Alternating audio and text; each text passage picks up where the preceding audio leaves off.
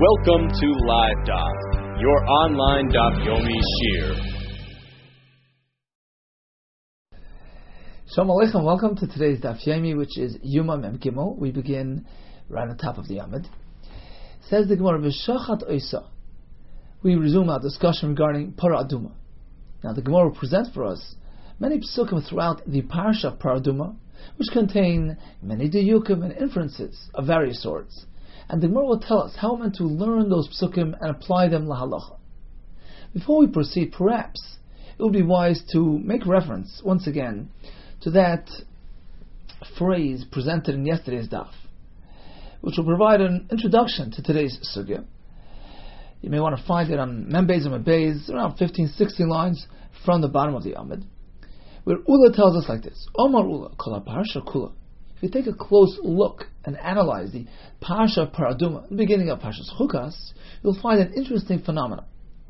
Mashma, at times you will have a mashmois, an indicator, contained in one pasuk, which is moitzi miyad mashma, which is coming to override and change another indication found in the previous pasuk. For instance, one pasuk will tell you that this particular function, this particular stage in the Para Aduma process needs to be done by a kohen and a kohen only. Then you proceed to the next pasuk, where suddenly the rules change. You no longer need a kohen for the next phase of the process. So at times that's what happens. One mashma, one indicator, one set of guidelines will be changing. Will have changed from the previous set of guidelines. Mashma moitzi miyad mashma. And at times it stays consistent and the pasuk continues. Psukim continue in harmony. Sometimes the mashma is just an extension of the previous set of guidelines. No change takes place. Of course, it's hard to rationalize all these halachas that we're going to learn today. Shlomo Melech already said, Amarti echkema. I figured it was within my mind's reach to understand the wisdom contained therein in the Para Aduma process. And it turns out, it's actually beyond comprehension. So likewise, it's difficult to attempt to rationalize all the various angles and different aspects of the halachas pertaining to Para Aduma. But as a general formula, as a rule of thumb, Ula presents it very clearly. If you go through the psukim, sometimes rules will change from one step to the next, and sometimes they'll remain intact. Let's come back to our Gemara. Amem Gimel with Aleph right on top. We have the pasuk speaking about the shechita. V'shachat oisa. Oisa is a miyut. Shelo yishchat acheres ima. He can't hold a long knife and do the shechita on the Para Aduma, and at the same time v'shechet another animal with it. It needs to be v'shachat oisa, a focused master shechita on the Para Aduma. The pasuk continues, v'shachat oisa lefanav. Now the Gemara will begin going through all the psukim, and we will see how at times things remain consistent, meaning from one stage of the process you will not have to change lanes. You won't have to change the rules. But at times there will be a sudden change, a shift from one track to the other, from one set of halachas to another. So the pasuk is about the shechita. The pasuk says, you're meant to give the Para Aduma to Elazar HaKohen, v'shachat oisa lefanav. Now, you may recall yesterday we had a machlokes between Rav and Shmuel. Who does the shechita of Para Aduma? Shmuel says, a zar can do shechita. Shechita is not an avodah. And therefore Shmuel learns, v'shachat oisa means anybody can do the shechita provided that it's lefanav, in the presence of Elazar HaKohen. That was the rule in the Midbar. Elazar HaKohen, who was the Sgan Kohen Gadol, he had to do certain things related to the Para Aduma. He was in charge. And the shechita, even if it's performed by a zar, is acceptable, provided that it's done in his presence, under his care, so to speak. Whereas Rav maintained, no. We learned the pasuk literally.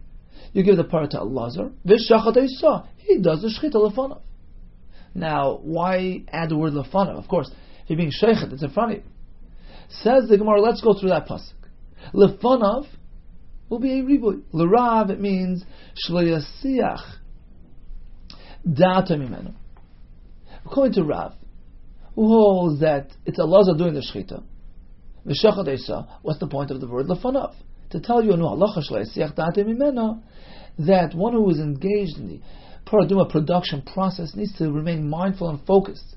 He cannot divert his attention from the para. He has to take extra care to safeguard the paraduma from any sort of paisel or metame that might come about. So that's Rav's opinion. The Shmuel has a different opinion. The Shachad Fanav is coming to tell you, Shehezar Sheikhet. Of course, a Zar can do the Shechita, as long as it's Liv Fanav Ve'Elazar Roya. As long as Allah is observing the procedure.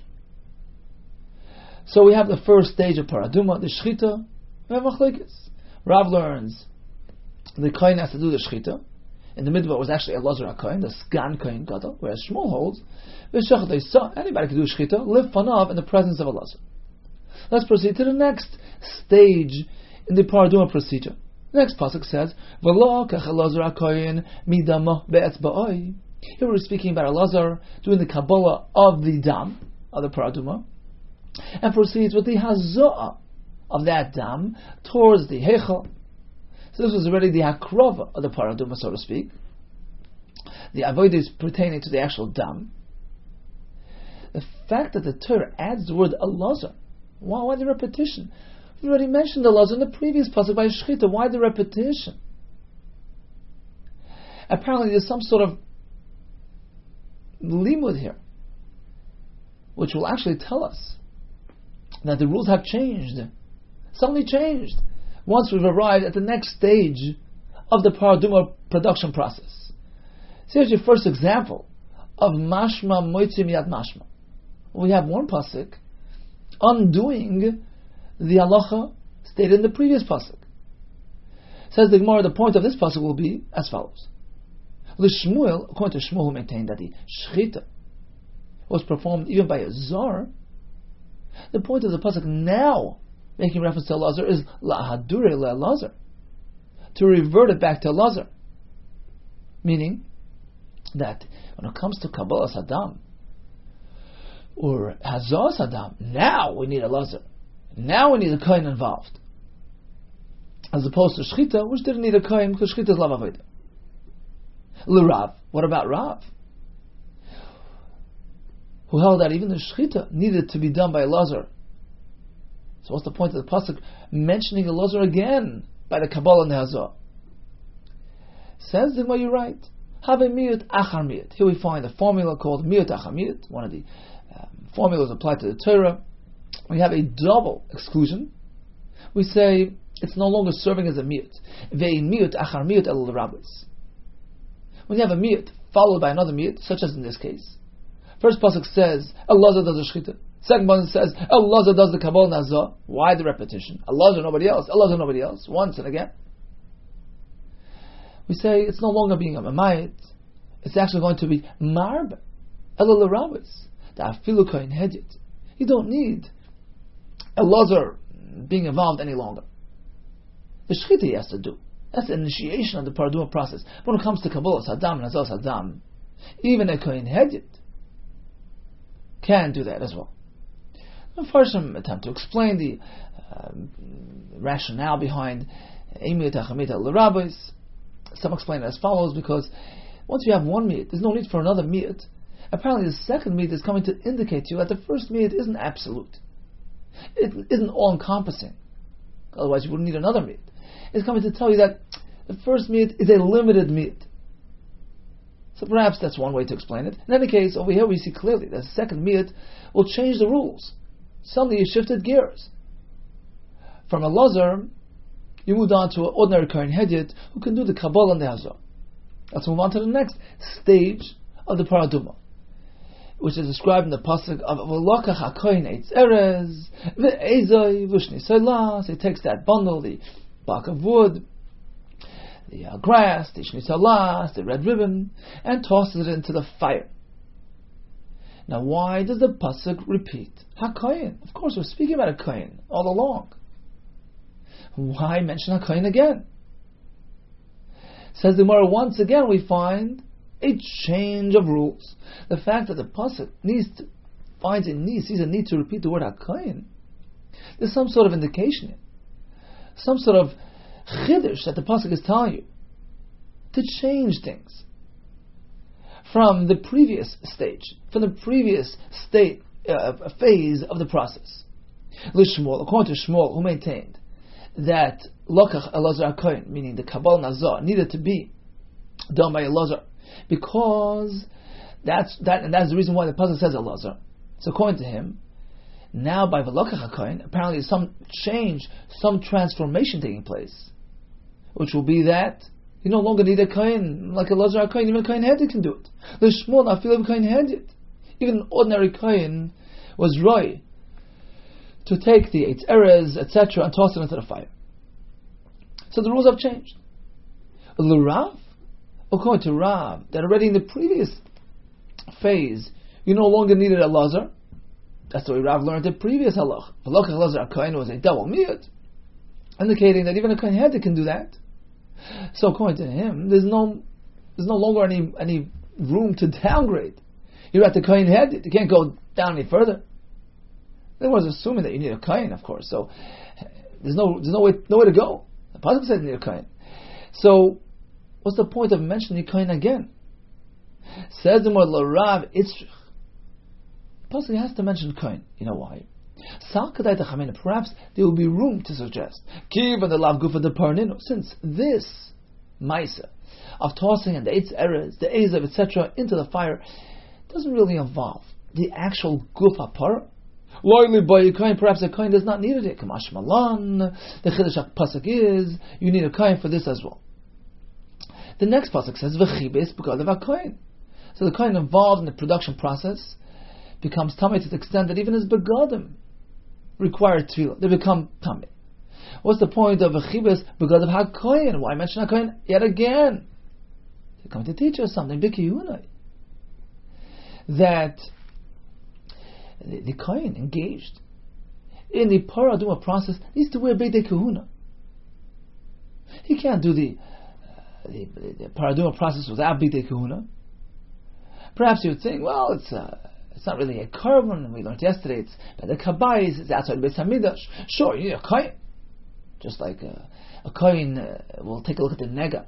Doesn't necessarily have to wear b'dei kahuna. Kohen needs truma, doesn't have to wear b'dei kahuna while he's doing so. You need the person, the kohen. But who says b'dei kahuna are required? B'dei kahuna meant for the avodah in Beis Hamikdash. That's what the Torah says. Or perhaps there's another svara, Achavrusa. Levi Malone pointed out, the pasuk says that the begadim become tamei. Perhaps you would say, well, don't wear b'dei kahuna. Don't be metamei those begadim. Wear ordinary begadim. Comes the pasuk and says, v'chibes begadim hakohen b'kihuna. He needs to look like a kohen. He needs to wear b'dei kahuna, which enable him to do this paraduma process. The next pasuk says, v'tomei hakohen ad erev. The kohen becomes tamei until nightfall. Again, the word kohen. Why the repetition? It's come to teach us kohen b'kiyuna l'dairos. Then not only in the midbar did the kohen have to wear his b'dei kahuna, even l'dairos, even throughout the generations when involved in the paraduma process, he needs to wear b'dei kahuna. And again, we need to point that out, that the kohen, as important as he is, and despite the fact that we're not speaking about avodah in the Beis Hamikdash, but to truly serve as a kohen, he needs to wear b'dei kahuna. And again, despite the fact that they become tamei during the process. So we have the shechita, we have the kabbalah nehazah, we have taking the eight errors, etc., tossing into the fire. We learned about the begadim of the kohen that become tamei, and the kohen himself that becomes tamei. And we explained why the pasuk speaks about Elazar again and again, and kohen again and again. Each one is coming to teach us some sort of lesson. And the most recent one was v'tomei kohen ad erev, that the kohen has to appear like a kohen, present himself like a kohen with b'dei kahuna, even throughout the doros, of course, while involved in the paraduma process. Says the Gemara, well, why do you have to teach us that a kohen has to wear b'dei kahuna during the paraduma process?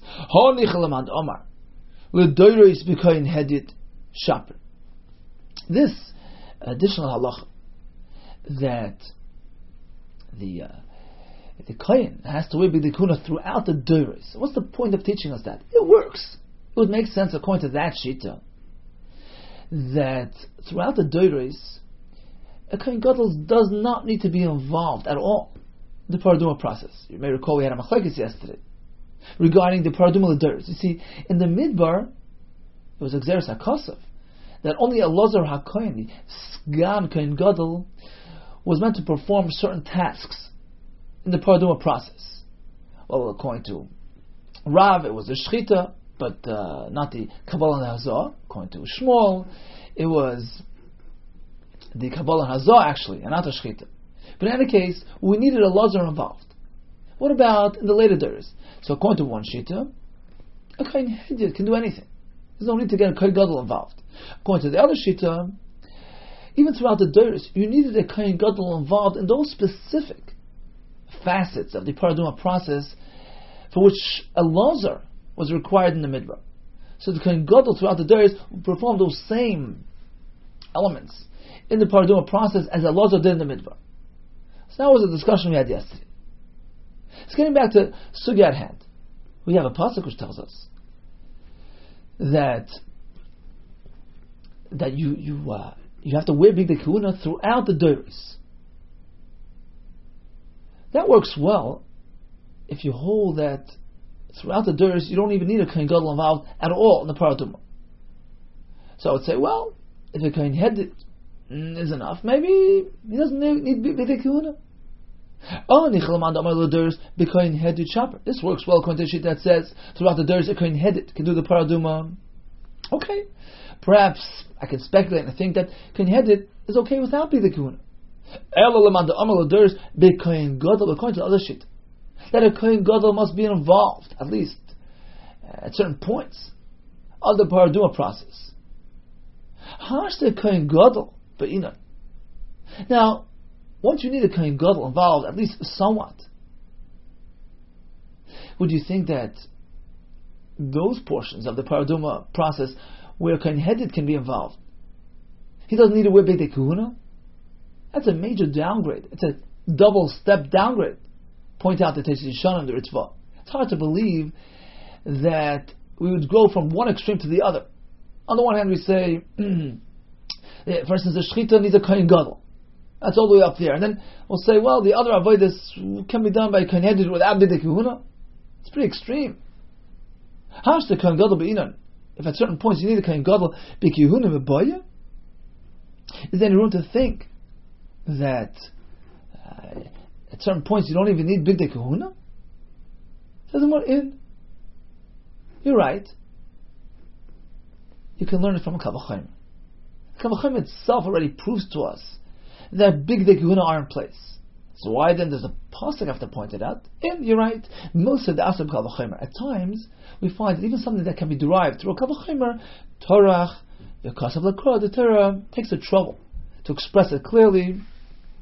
And this is found many times through Shas, and that answers the kasha. You're right. Kavachimer would have sufficed, but Torah wanted to spell it out. Okay, let's go back to the next phase in the Paraduma process. The pasuk continues, V'osaf ish tohar es ever ha'para v'niach. And ish tohar will gather together the ashes of Paraduma and place the ashes in a mokim tor. What's the point of mentioning ish tor? Why would you think it's an ish tameh? Says the Gemara, there's a lesson to be learned. Ish is coming to tell you lahachshir sazar. From this point going forward, you no longer need a kohen. Remember, we're speaking after the Paraduma has been shechted and the dam has been taken to Kabbalah and Hazon and burned. The par has been burnt. Now the par is lying in ashes, and the fellow's going to come gather together the ashes. It's post-production. Now even a zar is okay. Ish lahachshir sazar. The word tar in this pasuk, vasav ish tar, is coming to tell you lahachshir isha. You don't really need an ish. Even an isha is okay. The next word v'niach is coming to tell you mi sheyesh boidas laniach. The only one that can get involved in this process is a fellow who has enough das, enough mindfulness, a developed mind, as opposed to yotzu cherish, deaf mute fellow, shoite deranged fellow, v'kata she'ein bo das laniach. They don't have the developed mind. They don't have the right level of mindfulness. They don't have das. Chazal consider das is not contained in these individuals, and therefore they can't do the asifas eifar apart. So the asav ishtar is coming to tell you, Azar is okay. We learn that from Ish, and Isha is okay. We learn that from Tahar, which is a riba even for Isha, but not a cher shaita v'katan, because v'hiniach indicates you need a developed das. Okay, so we've arrived at this point. We did the shchita, the hazah, we did the asifa seif. Now we're holding by kiddush, taking those ashes and mixing them up with the mayim chaim, and then you take that water and you do the hazah on the tummy. It's not awesome. We actually have a mishnah over there in Mesachas Parah. Who does the kiddush? Kiddush is a reference to mixing up the afer with the mayim. Hakol ksher lekalish. All are roy, suitable candidates for kiddush. Anybody can do it. Even a zar. Anybody. Chutz mecher sheit v'katan. Except for these individuals. Rabbi Yehuda, machshe b'katan. He says, cheresh v'sheit, I agree, he can't do that. But a katan, he can do kiddush. U'paisel be'isha. But an isha is out of bounds. U'ba'adregnes, this fellow who exhibits simanim of both genders, so he's a Safek Isha, he's also excluded from the Kiddush process. So we actually have a machlekes. Who can do Kiddush?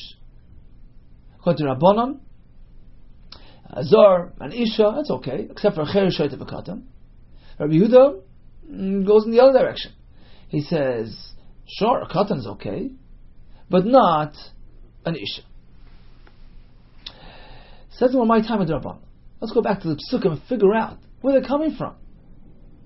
So the Gemara, the pasuk says like this: so take some of the ashes and mix it into the water. Let's assume v'lakhu is referring to those same individuals who performed the previous task, the asifa sefer, which preceded the kiddush. Hanoch, the paslach basifa, those same individuals who were disqualified from asifa sefer, i.e., the cher sheit v'katan, paslach b'kiddush, a paslach b'kiddush as well. So according to the Rabbanan, they view asifa sefer and kiddush mechatas as though it's one continuous process. Let's assume that the same specifications, the same very guidelines apply to asifa sefer, which means the zarya, the ishaya, but not the cher v'katan. Those same specifications extend over and apply to the next pasuk of Olach l'tamei afar sefer zachatos v'nasan alav ma'im chaim al keli, the kiddush, creating the afer with the water. It's a continuous process. It begins with the asifa sefer and continues on to the kiddush. Let's assume that the halacha remains the same and consistent. There's no change. You have an example of mashma mamela. One pasuk is not undoing the previous pasuk. We're keeping the rules intact. So once again, hanach the paslach ba'asifa, those individuals who are pasal to do the asifa sefer, paslach be'kiddush, likewise are pasal to do kiddush. We exclude the cheresh, the sheit v'katan. V'hanach the achshirlach ba'asifa. However, those who are kosher for the asifa, the zor, the isha, achshirilach be'kiddush, are suitable for kiddush as well. So according to Rabbanan, it's very simple. It's considered one continuous process.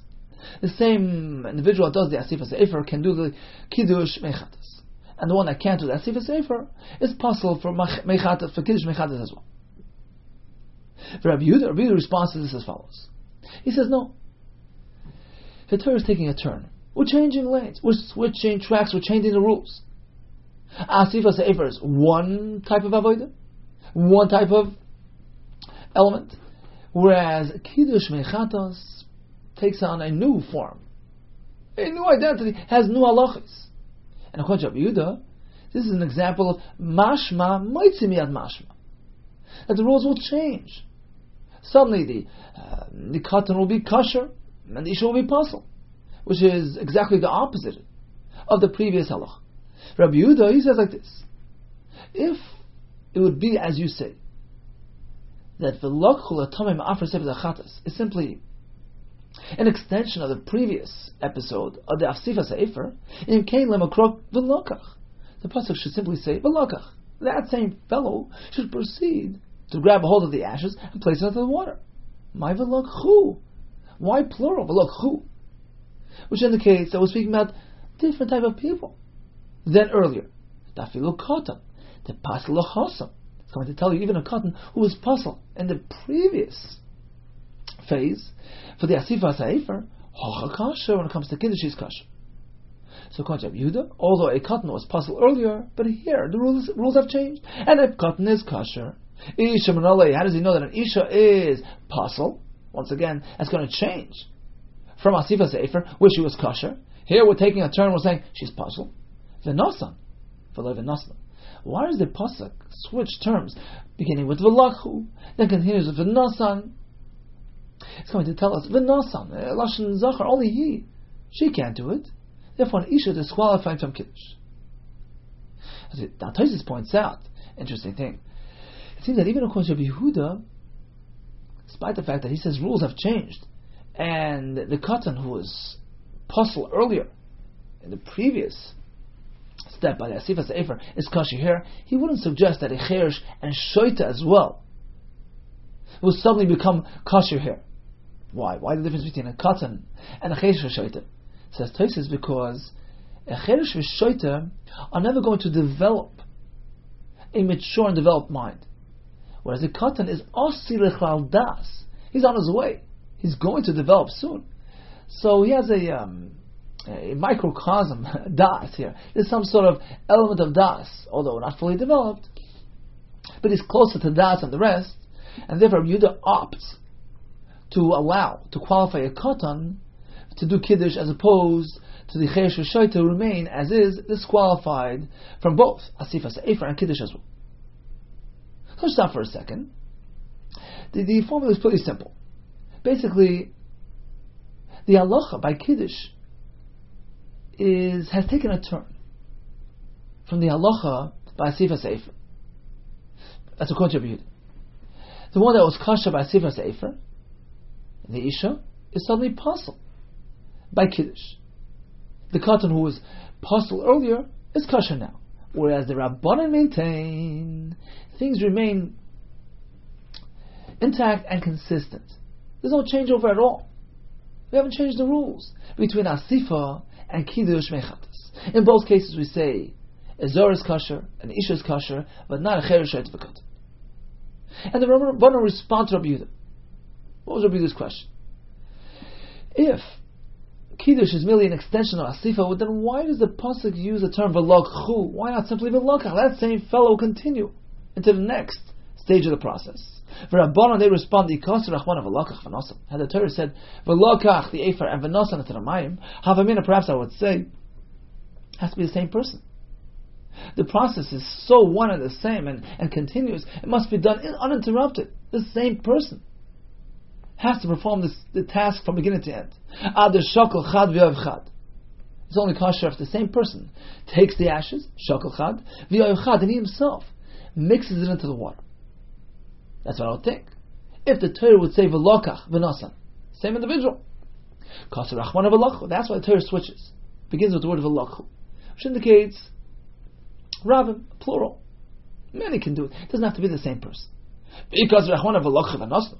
But if the Torah would say v'lokchu and then proceed v'lokchu atom afar v'nasnu, twice lashon Rabbim in the same pasuk, I would say, well, take it to the other extreme. Hava amina, I would say adar shakli trei. You need two people grabbing the ashes, v'yavi trei, and another two people, or perhaps the same two people, actually putting the ashes in the water, doing the actual mixing. That's why Torah switches over. It begins with v'lach lashon Rabbim, and then proceeds with v'nasan to tell you, afilu shakli trei, v'yav chad. It's okay even if two people grab the ashes and only one places it into the water. Explain to Mepharshim, this will indicate to us that we don't need the same person involved from beginning to end. Can't be. Because if Reuven and Shimon are grabbing the ashes, and only Shimon is putting it into the water, evidently it's not going to be the same person throughout, because Reuven is no longer involved. That teaches us you don't need the process to be performed by the same person from beginning to end. That explains the discrepancy, the lashon, why it's v'lakhu and v'nasan. But of course, we maintain, say the Chachamim, that there's no change as far as the rules. The guidelines remain the same throughout, from Asifa Sefer to and including Kiddush Mechatas. In both, we say the Zor is kosher, the Isha is kosher, but not the Cher Sheit V'Kat. Now let's proceed to the final stage of the process, which is taking the Ezoiv and dipping it into the water. And here again we have a lashon Ish and Tar in the pasuk, which seems to be repetitive. We already spoke about Ish Tar. Why again? So here we're going to have a change of rules. Let's see. V'lakach Ezoiv v'tava b'mayim Ish Tar. Why Ish? Why Tar? Why the repetition? Says the Gemara, we have two ways of explaining this pasuk. It depends how you established the rules in the previous stage of production. Whatever the rules were then, now you're going to switch over. So according to Rabbanon, the switch will take place in one manner, and according to Rabbi Yehuda in a different manner. In either case, there's a switch over taking place. You're changing channels now. Why? Because we have the word Ish and Tar, which are indicators, which are chidushim, which are mi'utim, ribuyim, whatever it is some sort of a lesson being taught. And the point is, change the rules.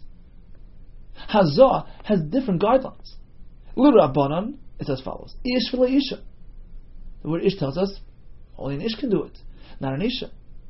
Only an Ish can do the Hazah on the tummy. The word Tzar is actually a ribuy. L'achshir is a katan. You don't need an adult. Even a katan is okay, as long as he's tar. So this is a changeover. This is a shift from the previous halach. The lekicha sa'efar during the kiddush, where we learned that a zor and isha are kosher, because once again the kiddush is merely an extension of the previous halacha of the asav ishtar.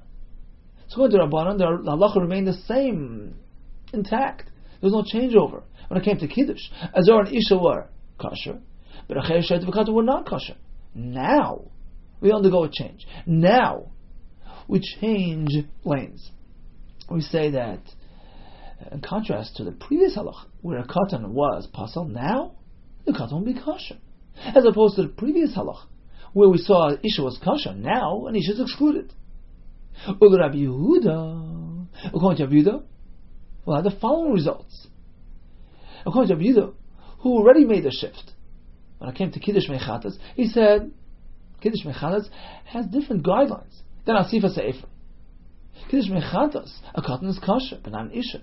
So now when it comes to the final phase of production, when it comes to the final stage, which indicates that there needs to be some sort of shift, some sort of change in direction, he's going to shift it a bit differently. The katan who was kosher before will be possible now. The Isha who was possible before will be kosher now. So we'll end up with the results which is directly opposite of the Rabbanan. But it's a simple formula that we're following. They're just switching over. And whatever their starting point was, now the switchover will end up with comparable results. Continues to Rabbi Yehuda. He'll learn that Ish is coming to tell you like katan, so katan is pasul, as opposed to the previous halacha where katan was kosher. Here it's pasul.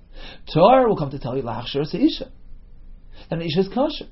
So as opposed to kiddush where an Isha was excluded, here shall be included. So in conclusion, we went through the whole sugya, the whole parsha, discussing the halachas and various stages of the paraduma production process. And at times we find things remain intact with no change in halacha. At other times we find the Torah is indicating to us, shift over, change lanes, change the guidelines. Mashma might be at mashma. And the end result was that when it comes to hazah on the tummy, according to the Rabbanan, a katan can do it, but an Isha. Whereas according to Rabbi Yehuda, it's exactly the opposite. An Isha is kosher, but not a katan. So this is simply the product, the result of applying this formula throughout the parsha. Says more, that's so. According to Rabbi Yehuda, an isha is kasha but not a katan. We have a Mishnah in Maseches Par. Hakoyk sheren lahazes, all can do the hazah, chutz mi tumtum v'adroignus, v'isha, except for an isha or a tumtum who doesn't exhibit outwardly, doesn't exhibit gender signs, v'adroignus who has the double signs. So all these are possible because they're a suffix isha, and isha is disqualified from doing the hazah. V'katan sheyesh, or some say she'ein, b'das isha masayat. If a katan would like to do the hazah, take the ephah paraduma, the mayim, and do the hazah on the tar, he needs some help. Isha masayati, she can help him out. It explains that she's not actually holding his hands, but she'll hold the kli, which contains the mei para, and allow him to dip his ezav into the kli. Isha masayati umaza, provided that the katan, does the hazah. So this is fully in line with the Rabbanon, that a katan is kosher, but not an isha. Fully followed Rabbi Yehuda. Where's Rabbi Yehuda to be found? How come he doesn't disagree? How come he's not chaylik on Tanna Kama? He should say, well, it's just the opposite. Isha is kosher and not a katan. Amar Abaye, Kivan Damar Mar. But since we've already learned a very clear formula, that how do we approach the parsha, the psukim paraduma? Mashma moitzmiad mashma. At times, one pasuk will be changing the rules indicated in the previous pasuk. Mashma mamela. At times, it's just going to go with the flow without changing the halachas. So once we know that formula is meant to be applied to the psukim, everybody knows the psukim, everybody's a baki, proficient in the parsha paraduma, and you'll figure out on your own that pulik. Evidently, Rabbi Yehuda is chaylik. Why? Because if you go through the psukim, according to Rabbi Yehuda, which basically means that when it comes to kiddush mechatas, we say that a katan is okay, but not an isha. Now we proceed to the next stage, hazas mechatas on the tummy, where the pasuk indicates that a switch has to take place. We switch the guidelines, we change the rules. So what's the end result according to Rabbi Yehuda? An isha is okay, not a katan. It's partial, everybody knows. So now there's no need for Rabbi Yehuda to actually express it clearly in the Mishnah. One more halacha that we still need to learn is based on the pasuk of the Ziza HaTorah LaTameh. The Torah will do the hazah of the paraduma water on the tummy. Now the word Torah here is superfluous. We spoke about a Torah doing the process. Why does the Torah have to repeat? Michlal shu tummy. Torah is telling you, we don't need a fellow who's completely Torah. As long as he's out of tumah, as long as he's out of the woods, michlal shu tummy. He's out of the klal tumah. He came out of the klal shu tummy. Meaning, he's no longer a real tummy. He was very toivel, although he didn't complete his tahara. He is yet awaiting nightfall. But this teaches us that once you're out of tumah, you're okay for the paradum. Michlal shu tummy, limit atful yom shekasha b'para. This tells you that even a tful yom can go ahead and be involved in the paraduma production process. Continues the Gemara. Amar Vasi, ki havu ba Rabbi Yehuda and Fri Jun b'para. When Rabbi Yehuda and Fri Jun delved and analyzed the parsha paraduma, they tried to see whether we can just run through the psukim consistently without having to resort to shifting the rules in the middle, changing the guidelines. It didn't work. They weren't successful. They didn't come up with it from it. Elo kimai dimasik. Only what he brings up, a ta'ala, a fox, only what a fox can bring up. A little dirt. Maybe a karba from a plowed field. A little bit of dirt that comes up on his feet when he walks through a plowed field. So it's a mashal. They didn't come up with much. They didn't gain clarity. They tried to work things out consistently, but it didn't work. Ella Amri, but they concluded, apparently, you must apply that cryptic formula, which was mashma moitzimiad. Mashma, indeed, we find sometimes one pasuk will undo the previous pasuk. The rules will suddenly change from one stage to the other. Mashma mela, and at times you have it going consistently throughout. That there's no change between one stage of the process and the other. Tani Tana Kamed Rabbi Yehuda. It was a chacham who presented that halacha in front of Yochanan.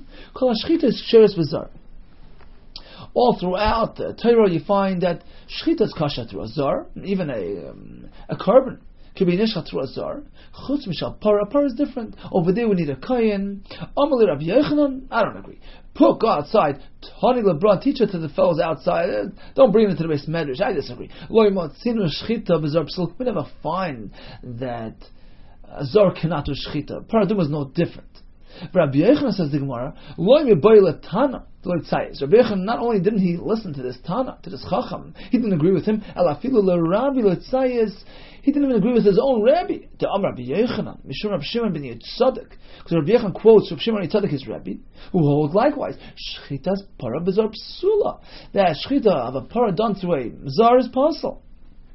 Why? As we learned yesterday, it's a Shitas Rav. He holds Paraduma is a kachaved kabayis, and although generally speaking, by korban shchita is not on the same level as other avodas, but that's when it pertains to a korban which we bring in the Beis Hamikdash. So we downgrade the shchita. We don't regard it in the same level as other avodas, hakrava like hazah, etc. But when it comes to paraduma, which is a kachaved kabayis, it's a procedure. It's a procedure like any other, like Maris and the God. You need a kohen, you need him throughout, from beginning to end. That's Rav Shita. Rabbi Yehuda disagrees. He says shchita can always be done through a zar.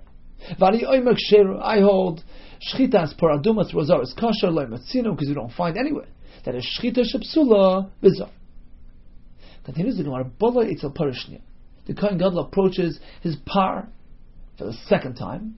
First time he said a vidui on behalf of himself and his family, and now he proceeds with another vidui, and he says a vidui on behalf of himself, his family, and his fellow kohanim. Ma'ishno says, why do we find this difference? During the first time around, he didn't mention Bnei Aaron. But why is it that the second time he mentions them? Why didn't he mention them the first time as well? I'll tell you the pshat. This is the proper, the just way, the way that makes sense. It's preferred that one who has been cleansed of his averos. Once the Kohen Gadol already made a vidah for himself and his family, he's been cleansed. The vidah itself brings kapara. Now he's available, and he's roy. He's suitable to act as an advocate for his fellow kohanim. Yovei zaka will come along and bring kapara for those who are guilty. Val yovei chayev v'chaper l'chayev. But it wouldn't make sense for a person who's still guilty or still carrying a load of averos to attempt to act as an advocate for other people. That's why he first has to take care of himself. During the first vidah, he cleanses himself and his family. Ishtek gufa, he said to Mefarshim.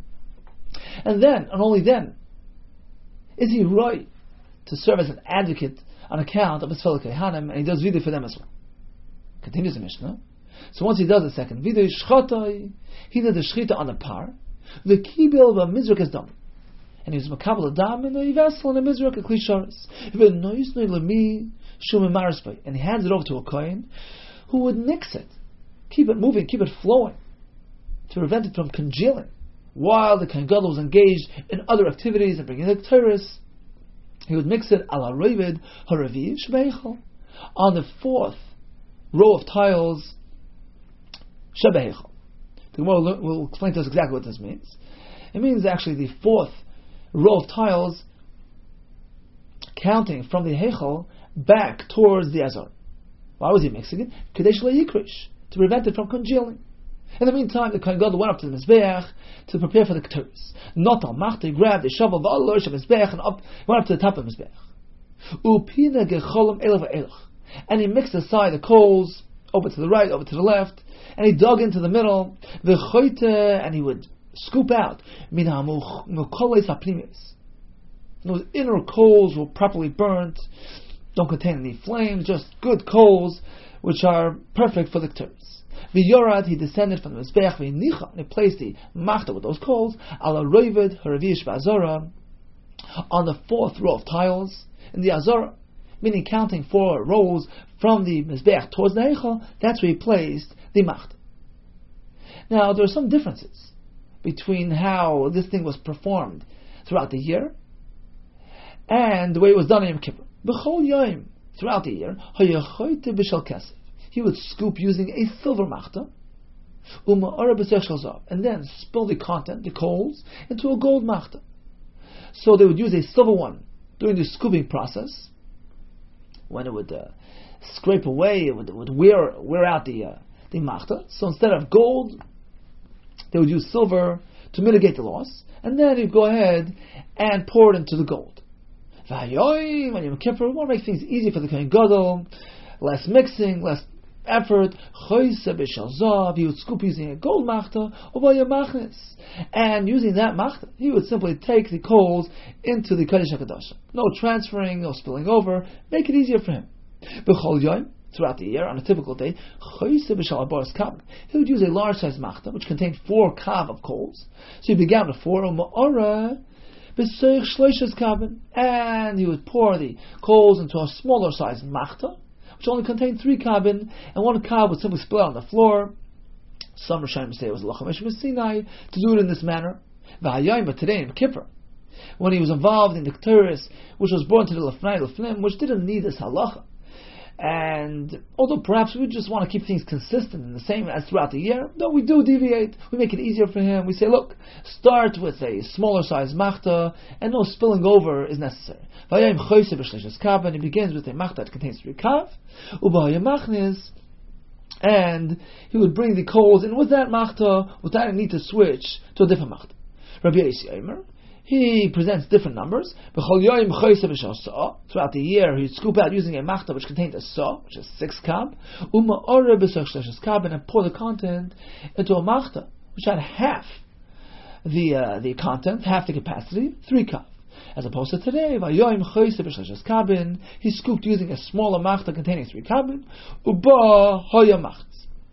another difference, throughout the year, it was a heavyweight machta, thick-walled, durable, but today it was lightweight, thin walls, to make it easier for the Kohen Gadol. Throughout the year, it had a short handle. Today it was a long handle. The Shalmi says it was an 1.5 long. The purpose was to make it easier for Kohen Gadol. This way he can support the handle under his arm, make it easier for him. Throughout the year, it was a yellowy gold. Today the machta was rose gold, more reddish, which was similar to the dam, the color of the dam of the par. Divrei Rabbi Menachem, that's a sheet. Throughout the year, makriv pras b'shachris, the pas ben arbayim. He would take a mana is 100 zuz, that much, a mana weight of ketores. Half you brought in the morning, which was 50 zuz worth, and half in the afternoon. That's it. If you add another dose of ketores, a handful of ketores, which we will bring into the Kodesh HaKadosh. Throughout the year, the ketores was finely ground. Today it was extra fine. Continues the Mishnah with several more examples of differences between Yom Kippur and your typical day in the Beis Hamikdash, not necessarily ketores related. On a typical day, Kohanim would climb up the kevesh alongside its mizrach side, its right side, the Yordan Maravit, and descend alongside the Marav side, the left side. So, for instance, you have the mizbeach and the kevesh leading up to the mizbeach. And as we learned earlier in the Masechta, when you did something on the mizbeach, you would go derechimin, you'd go up and you'd circle around the mizbeach and come back down. So the kohen would go up along the right side of the kevesh, the mizrach side, instead of beginning on the left side, the Marav side, and have to perhaps cross over necessarily, which wouldn't be really considered covered on Mizbeach. So they would try to shorten their route as much as possible.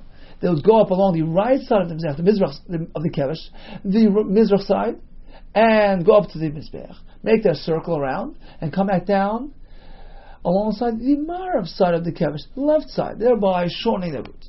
But today Yom Kippur, Kohen Gadol oila be'emtza, v'yard be'emtza. He goes up and down the kevesh right in the middle. Why? Let's see Rashi here. About 6-7 lines above our position in the Gemara. So Rashi V'Hayim, Kain Gadol, Marek Voidoi V'Chibosan Shal Yisrael.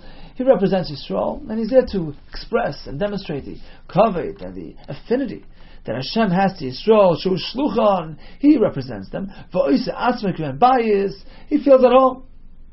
And therefore, he wouldn't have to go ahead and shorten the route. He just goes up and down the Kevish, Derech Kavod. Continues the Mishnah. Rabbi Yehuda Aimer, L'Olam. Kain Gadol Oila Be'emtza Aviyar Be'emtza.